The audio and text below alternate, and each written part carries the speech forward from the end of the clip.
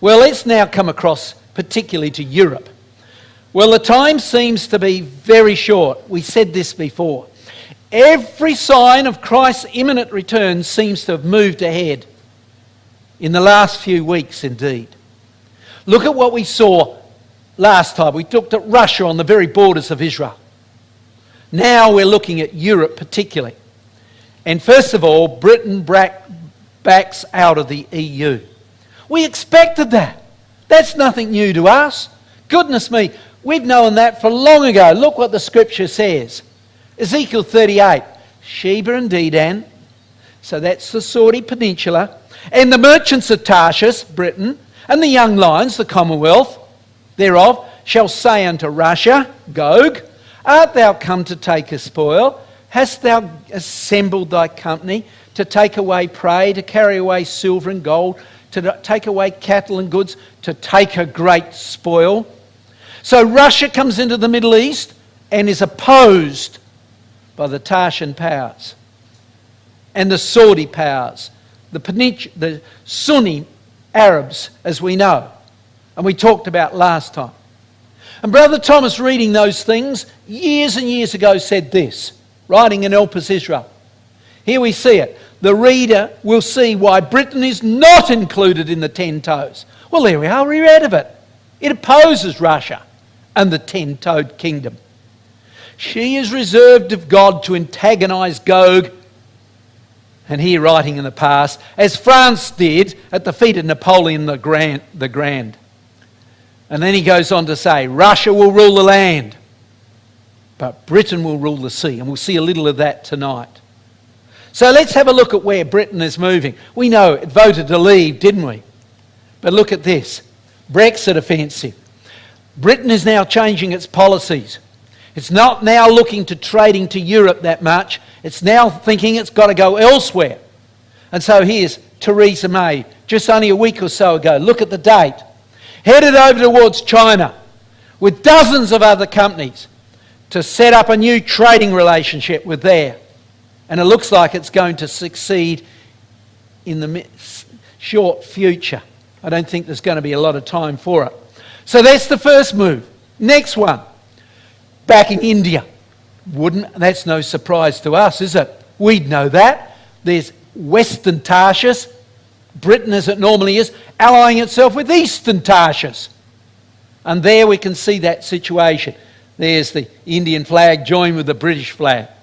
India is the seventh largest economy and the fourth largest investor in UK. While UK invests in India, it grew by 8.8% in the year 2016, expanding their trade, and it's growing and growing. And Britain is also growing in another area. It's trading, there's Haifa, there's the British ships coming in, with Israel. And that's of course going to be good for her, because Israel is fantastic on business growth, finance, of course. Think of the Rothschild name. Scientific strengths. Think of the new cars that are going to fill the earth if time were to permit. Driverless cars. Where was that initially designed? Israel. Okay, Jewish design, I might say. But there we can see the scene. Britain is rejigging its relationship in trade.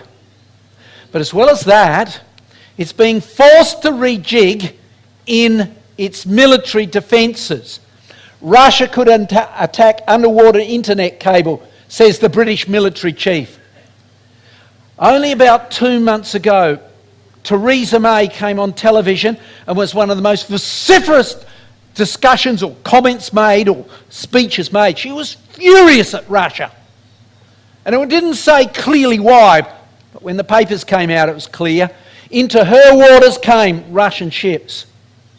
Along with those Russian ships, they believed they were putting down under the sea drones in the form of submarines, remote submarines.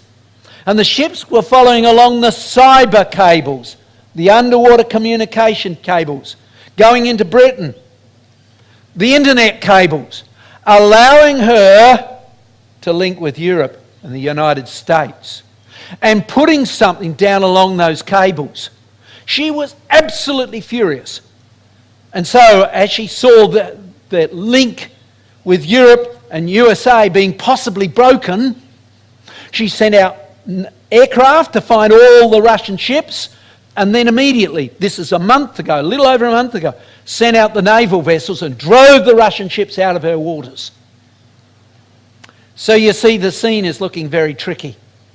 Not only are they no longer trading to the same degree with Europe, or that's the prospect, but also the links with Europe in a moment could be broken.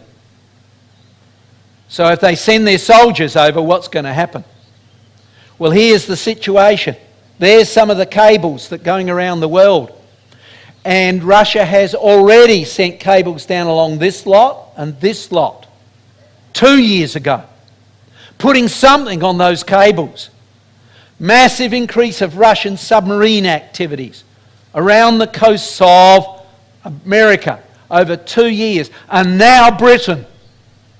And so the British Armed Force Chief says we've got to prepare for war. Look at the date. The Chief of Staff of the British Armed Forces has declared Britain must actively prepare for war with Russia and other geopolitical rivals. Things are looking very, very tricky. And so Britain is acting. UK builds radar systems to protect the skies. What from? Russian aggression. Russian military activity in their waters and in the aircraft above. And so they are particularly concerned about what's going on. So Britain is financially backing out of Europe. And it is politically seeing it's going to be ostracised possibly in the near future and preparing to defend herself. Incredible scene. But now, Russia rallies her armies. What do we expect? We know Ezekiel 38 off by heart almost. Son of man, set thy face against the land of Magog, Central Europe, and the prince of Rosh, Meshech and Tubal, and prophesy against him. And later on it talks of Gomer, allied to the power of Rosh, Meshech and Tubal and Magog. So put that on a map. What do we see? Here it is. Taking that verse that we looked at a few moments ago, Rosh, Meshech and Tubal. There's the Russian territory. Later on in the same chapter it speaks of this power being toward the very north, just south of the North Pole. And of course it is. And here is the rest of Europe. So almost all of Europe will be allied to Russia. That's what we're told. Not Britain, obviously.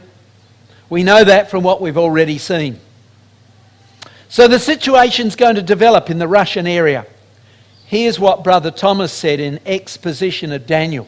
Listen to these words. There never has been such an age of conquest as that which will soon open upon the world. And as to the establishment of European freedom and independence, the war to be initiated is the setting in of an overwhelming inundation that will submerge them under one of the most terrible and scorching despotism that have ever wrung the heart of nations. Russia will move in and take control of Europe. There's the scene that he anticipated then. But now, brethren and sisters, look briefly over this year. Here's a few of the things that have gone through. Now, I'm going to go back over this year later on in a little bit more detail, but here's a few key points. Russian military, over 1 million. Another 2.4 million can be called up. Brings potentially about 3.5 million soldiers. Russia's biggest war games was last year. Right on the borders of Europe. We'll look at this in a minute again. 100,000 troops placed, look at the date, actually September the 10th to the 22nd. And there's the Economist again speaking about that. They said, it's a World War III threat. Russian troops won't leave after the war games. Oh, Russia said it would. They pulled them out, and as they pulled the soldiers out, when they went back, the trains went back to get more, there was more soldiers on board. They pulled out the active soldiers, and it appears that they put in reservists. So the 100,000 is still there. More on that in a minute. Oh, sorry. So, Putin unleashes a massive fleet into the Baltic Oceans, and Russia prepares to attack America over the North Pole in that direction. More on that in a minute. So, Russia could cut off the internet to the North Atlantic Treaty Organisation countries in Europe. That's what they're worried about. Cutting the undersea cables, here's the ships, off Britain. And so Europe could be cut off from its help from North Atlantic Group, from America, from Britain. Will they send their soldiers into Europe where they could be attacked? And where they've got no links back to home and command back in Britain and America. There's the fear that they have. So now, NATO begins to break up. The first part of it, North Atlantic breaking away from the rest of Europe. So Europe rewrites, oh yes, in fear for the moment. And so coming back to those quotes we looked at before, there we are, we expect, don't we, these countries to be allied together, to be united together. And Putin now builds up in the areas off Estonia, Latvia, Lithuania, the Baltic states, Poland here, huge numbers which were further increased this year. Further increased this year. Now, look at this little country here for a minute, Kaliningrad. Centre your attention on there. Let's have a look at it. There's Germany. There's the Baltic Sea. There's Sweden. There's Poland. Okay, now into that area, look at the date. Only a day or two ago. Russia has deployed nuclear-capable Iskander missiles, more than she had before, and are going in permanently in its enclave in Kaliningrad. Now, Kaliningrad was a little territory that when Russia retreated out of Europe, Russia never left. All of Europe, there it is, became independent, didn't it? The Iron Curtain came down, but not this little tiny territory there in that blue ring. Not much bigger than Tasmania. But now, Russia has continued to retain its control on that, and now they're pumping into this huge amounts of equipment. They're putting into their missiles, and we'll have a look at some of the others in a minute, permanently placing them, and they're now 400 kilometres away. These missiles can travel 400 kilometres and can hit almost all of Europe with nuclear weapons. And there's the fear. But at the same time, what about America? Going back a little now, but Trump says NATO is obsolete. What's he getting at? He said, listen, we'll help NATO, but they've got to pay for their part too. He went over and said, we spend 7%, all of you countries have got to at least spend 2%. And they said, no way. No way. And so he said, well, we're not going to help you. Unless you pay up, we get out. And there was the scene then. And that has increased in the American movement. More on it as time goes by. This then has come into the hearts and minds of everybody in that NATO group. And so countries are terrified. Oh, Czechoslovakia, Russia-friendly president wins the re-election. People are beginning to turn the other way in their fear. Remember, Czechoslovakia is almost on the borders of Russia. So they're afraid. And so they elected a Russian-friendly president into power. Look at the date. Happening so quickly. And again, look at the date.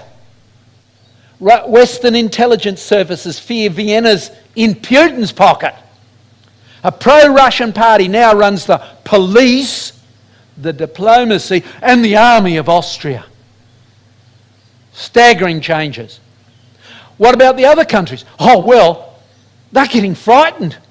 They haven't gone a line toward Russia, but others, Sweden, is instructing its people what to do if Russia takes over. Now, concern, anxiety over Russian aggression, steps to prepare to war with Russia. There we are. And here's earlier one. A similar situation. Lithuania published a manual sent out to 3 million citizens what to do when Russia takes over. They've started conscripting their people, but they're telling them how to prepare to survive. 75-page book for everybody, what to do when Russia takes over. Imagine if we got it. Everybody in their letterbox. How would you feel? And on the other side, Magog, Germany, quietly working to unite European militaries.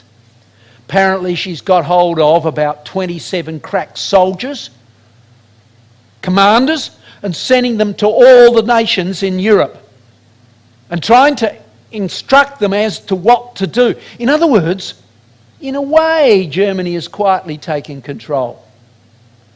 Quietly taking control with a fully fledged European military, combining the European powers together. And they're doing so because everybody's afraid. Maybe under Germany they could come together.